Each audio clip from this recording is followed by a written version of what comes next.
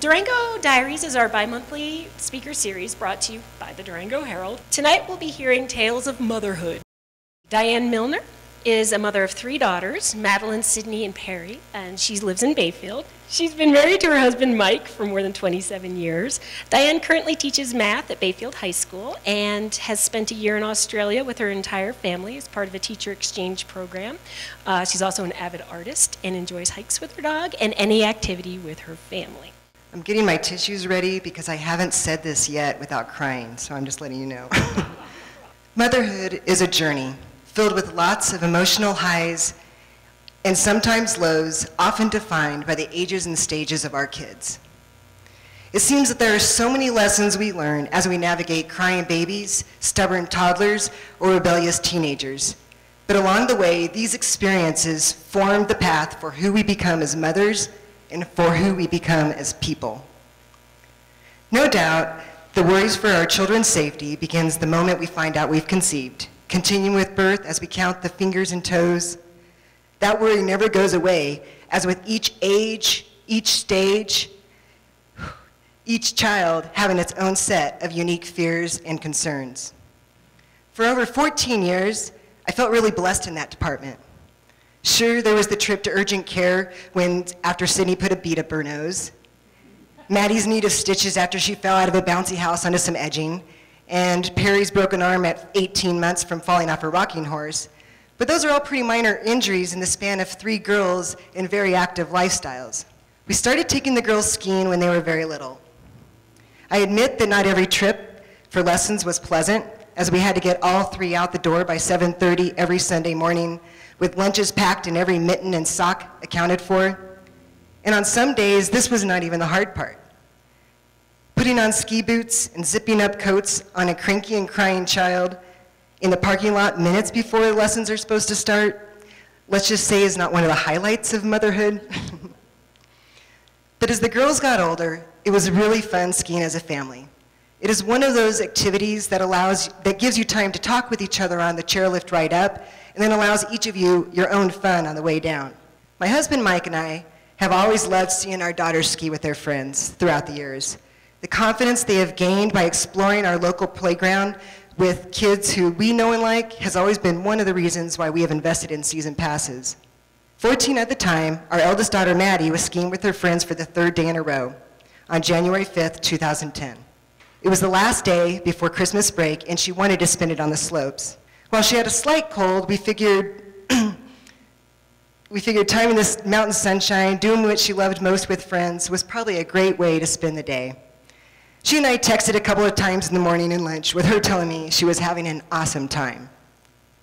I was sitting at the library at approximately 1:30 p.m., listening to a presentation about our school's data, I'll never forget, when the secretary motioned for me to come out into the hallway. She immediately handed me a phone.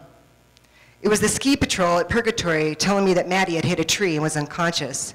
I wasn't given a lot of information at that time, only being instructed to meet them at the hospital. For some reason, at that point I wasn't extremely worried. I even took pictures of Maddie landing in the helicopter at the hospital, thinking she would like to see them later. The thoughts of beads in noses, stitches on knees, and broken arms for some reason made me think this would be just the same. We saw them working on Maddie in the emergency room. A nurse suggested I hold her hand. Ironically, I still expected a full recovery, thinking to myself how much Maddie would hate missing ski season due to her injuries.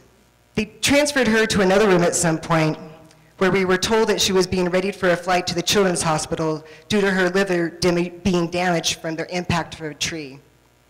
At that point, Mike and myself, my brother Bill were ushered to a very small room where we waited some more, hoping for news on the progress of Maddie's flight preparations. It still seems strange to me, even to this day, that none of us seemed as worried as we should have been. Of course we prayed, and of course we were concerned, but for some reason I don't think any of us were prepared for what came next. After 45 minutes, the door finally opened and the doctor came in. We looked at him expectantly, but what he said next didn't make sense at all. He said, "We tried everything we could to save her, but I'm sorry, your daughter did not make it." Then he left the room. Of course, we were all in shock. Plans of trips to Denver instantly dashed. We were sure we hadn't even heard him correctly. Minutes later, someone else came in and explained to this unbelieving group that Maddie's liver was too heavily damaged for them to save. They tried everything they could do to revive our daughter, but she did not make it. Only 4 hours after first getting that first call, our firstborn was gone. To say it bluntly, she was dead. Madeline June Milner would never be coming home again.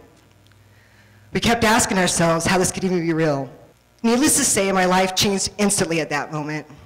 Instead of seeing the world through my previous pair of rose-colored glasses, instead of thinking that things always have a way of working themselves out, I became empty, reversing any feel of goodwill towards what my future might hold, and honestly believing that I would never truly be happy again.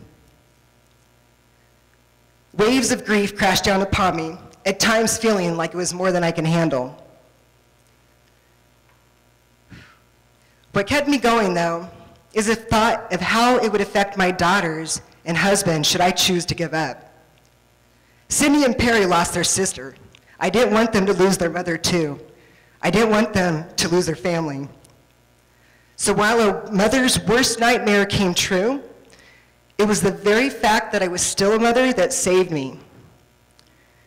I knew that while my heart felt like it was in a constant vice grip on the inside, that my daughters deserved to have a present and loving mother. Without a doubt, this altered my views and approaches to motherhood as a result. The balance between openly grieving for my child and not letting any of us be overwhelmed by that grief has been a very difficult path at times. We all worry about our children's safety. I have had to learn not to excessively worry about it for my family. It isn't healthy for any of us to live life afraid of what might happen. I especially don't want my daughters to hold back on their own lives and future adventures because of my own insecurities and my fears and insecurities. I will be honest that it has not been easy, but the waves of grief that used to come down relentlessly are further spaced these days. And as time has gone on, I feel that I have been able to learn and grow to be a better mother and a better person. That my loss has somehow made me more grateful for what I do have, as well as stronger, more compassionate, and even more credible. As a high school mathematics teacher, I've had a lot of teenagers pass through my classroom throughout the years. And while many of those connections have been strong and memorable, Maddie's death seemed to have impacted my impact on my students in positive ways, giving me patience and understanding, especially for students who are hurting in some way. I can count at least a dozen kids from my small school who have lost either a sibling, parent, or both, several losing fathers this year alone. As someone who knows all about feeling lost and alone, feeling depressed, angry, sad, mad at the world, I feel connected to these kids who still have to navigate high school in spite of their losses and difficulties. These same students have helped me along as I continue my pathway of healing. With Peri heading into her senior year of high school, and Sydney currently in Australia and a junior at CSU next year, I know I now have to prepare for the next phase of what being a mother looks like. Relishing every moment and embracing the promises of the future, I know I can happily anticipate how my relationships with my daughters will grow as they grow older, maybe with even shades of rose-colored glasses on. Because even though I am already dreading the thought of graduations and my little chicks leaving the nest, I am also filled with anticipation for what comes next in their lives, and am so happy and grateful that I get to be part of it.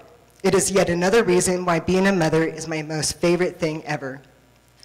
Motherhood is indeed a journey filled with laughter, tears, fun, hard work, sometimes heartache, and yet always love. A journey I wouldn't trade for anything.